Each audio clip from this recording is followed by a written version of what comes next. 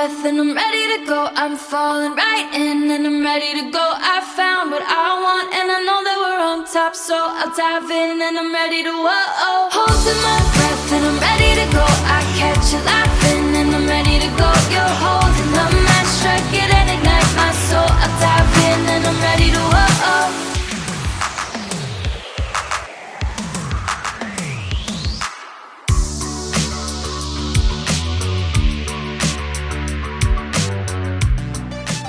So even though it was a relatively short trip to Las Vegas, again, my wife and I were only there for 3 nights this time around, we still managed to take in a few cool attractions and experiences during our time in the city. Let's start off with Cowboy Christmas at the Las Vegas Convention Center. Now, this is a part of the National Finals Rodeo, or NFR, which is held in Vegas the first week of December every year. Cowboy Christmas is a massive trade show / marketplace that gets held at the convention center. Usually attracts about 280,000 people. It's 500,000 square feet spread out over 2 halls in the convention center, 375 exhibitors, and hosts 10 days worth of NFR Junior World Finals events, which was really cool to see the young cowboys walking around and enjoying their time at Cowboy Christmas as well. The first hall that we visited had everything from saddlery to boots and western wear to live entertainment to horse trailers that, quite frankly, were nicer than my first apartment. The second hall was a lot of the same, but featured some outdoors stuff, including ATVs, off-road vehicles, trucks, and a lot of guns. Now, I'm not going to go into an in-depth discussion of my feelings about guns or gun control or the politics of guns or anything like that. But let me just say that as a Canadian, to be walking around a place where there were just guns out on display, was a little bit of a culture shock. And when I say a little bit of a culture shock, I mean a lot of a culture shock. This is not something that my wife and I have ever experienced anywhere. I mean, it was just very, very odd for us to be walking around to see guns out on display, and all kinds of guns, little guns, big guns, guns in various types of colors. There were Tiffany blue guns, there were pink guns, there were camouflage guns, there was silver, gold, bronze, all these different kinds of, it was just a lot of guns. And I must say, the buy one silencer, get one silencer free sale just seemed a little bit odd to me. I've never seen a BOGO on silencers before. It was just very, very weird. Again, not getting into the politics, not going into the discussion of it, but it was just, as a Canadian, it was a culture shock to just see that kind of stuff just sitting around everywhere. It was really weird. Cowboy Christmas also featured a lot of the same participants and exhibitors that you would see at any trade show. Trade shows and various shows that I've been to here in Calgary have a lot of the same exhibitors. Cutco knives, which, by the way, I'm not going to shit on Cutco knives because my wife and I have a set of Cutco knives that we bought like 20 odd years ago that we still have that are the best knives ever. We do need to maybe replace them. But again, 20 years for a set of knives. They're the best knives ever. So I'm not really crapping on Cutco knives. I'm just saying that you're going to find them there. Massage chairs. There's tons of massage chairs for some reason. Have you ever bought a massage chair at a trade show? I don't know anyone who has, but apparently somebody is because they keep going to them.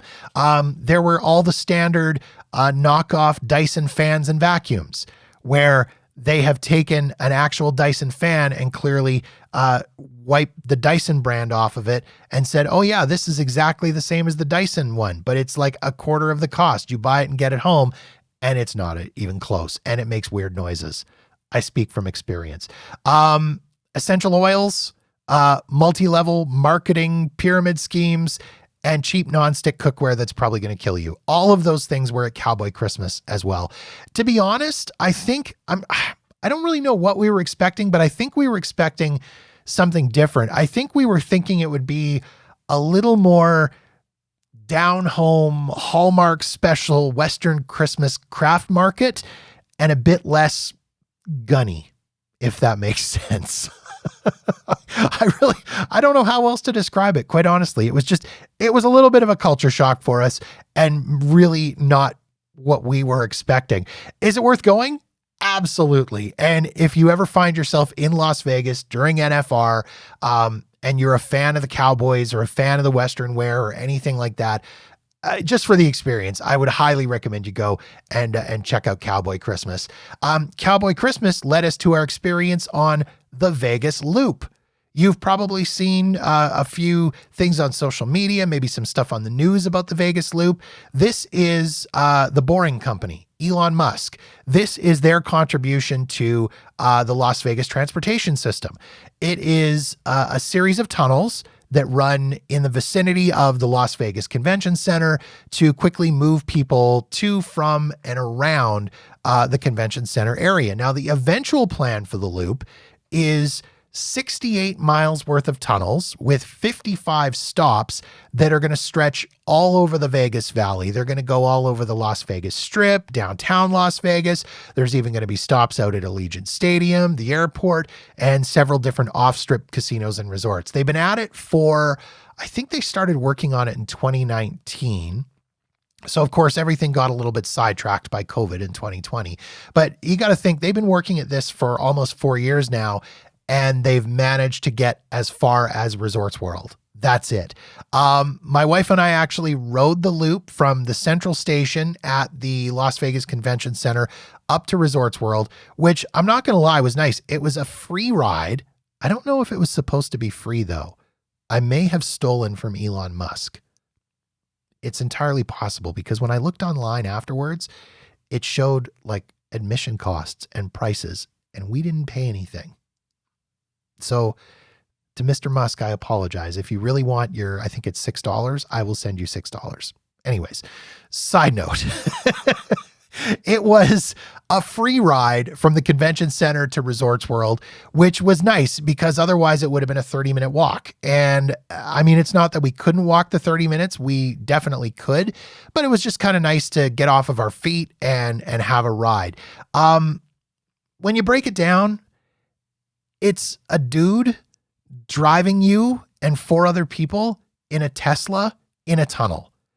It's really not all that exciting. I have seen people on social media losing their minds over how excited they were to ride the Vegas Loop. It's a Tesla in a tunnel, which, by the way, would be a great name for a band, but I digress. It's a Tesla in a tunnel. That's really all it is. And there's a guy driving it. So it's not even like you get to experience the autonomous self-driving feature of the Tesla. There is a dude actually driving it. And when I was talking to the driver and asking him about that, he was saying that right now, as it stands, Nevada state law does not allow for autonomous transportation, public transportation, that is. Eventually, that is supposedly going to be the plan. But regardless, I feel like they're still going to have a guy sitting behind the wheel to make sure that some crazy person doesn't try to hijack the Tesla. Anyways, I was also under the impression when they first started working on this that it was going to be like mass transit and they were going to be using like buses or trains. But having been in the tunnel, seeing how tight some of the turns are and the locations of the stations, I can't imagine them using anything much bigger than a passenger car. So they are talking about having to move thousands of people at a time, 4 at a time. So I don't really understand how they're planning on doing it. They claim that they were able to move like 4,000 people an hour during SEMA, but that was short distances within the convention center confines because there are 3 stations within the convention center. So you can go from one side of the convention center to the other. If you're not familiar, the Las Vegas Convention Center is huge and it can take you 20 to 25 minutes to walk. The Vegas Loop ride makes it like a minute ride. But anyways, I don't understand how they're planning on actually going to do it and whether it's really going to add to the speed and efficiency of mass transit when they're having to move people 4 at a time. That being said, if you've ever been to Las Vegas and you've experienced mass transit in Las Vegas, it's terrible. And anything would be an improvement.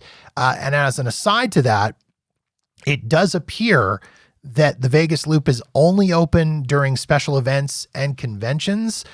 Doing a little bit of a search online for it, for the hours for the Vegas Loop, it's not open normal hours. So if you need to get up to the convention center, up to that area, unless there's something going on, you're not going to be able to ride the Vegas Loop regardless.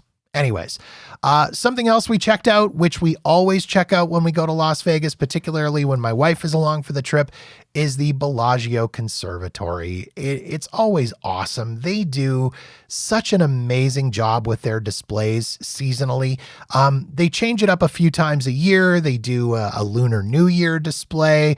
They do a display for the spring, the summer, the fall, and of course, the holiday season for Christmas. And this year's was absolutely amazing. It's themed in the Nutcracker, the classic ballet, which is associated with Christmas, of course. There's the Mouse King, there's ballerinas, there's giant nutcrackers. It's something that you really do need to go and see for yourself. It's just absolutely incredible. If you ever get a chance to go to the Bellagio and see, yes, do it. Absolutely do it. It's just absolutely incredible. Little pro tip for you though. The Bellagio Conservatory is a free attraction, which means it does get very, very busy during the day and the early evening. So if you really want to enjoy it and you want to take your time, I'd recommend doing what we did. Go in the middle of the night. We were on our way back to Caesar's Palace from visiting with friends at Mandalay Bay at Rira Irish Pub. And so we were both really, really tired and maybe just a little touch drunk. And as we were going through, and I said to my wife, I'm like, it's not very busy in there. Do you want to go in and take a look? And she kind of poked her head and looked and went, yeah, let's go do it. Let's go in and let's go through. So it was nice to just kind of be able to take our time and relax and just sort of soak it all in without feeling like we were in this giant mass of humanity. So again, if you really want to enjoy it, you want to get some good pictures and some good video, go at like 1:30, 2 o'clock in the morning. There is hardly anybody there. Crowds are thin. And you're going to get a really, really good view of the Bellagio Conservatory. And if you want to find out more about the conservatory and their schedule and their upcoming displays, go to the website. Go visit bellagio.mgmresorts.com, and they've got the full schedule and photos of the displays as well.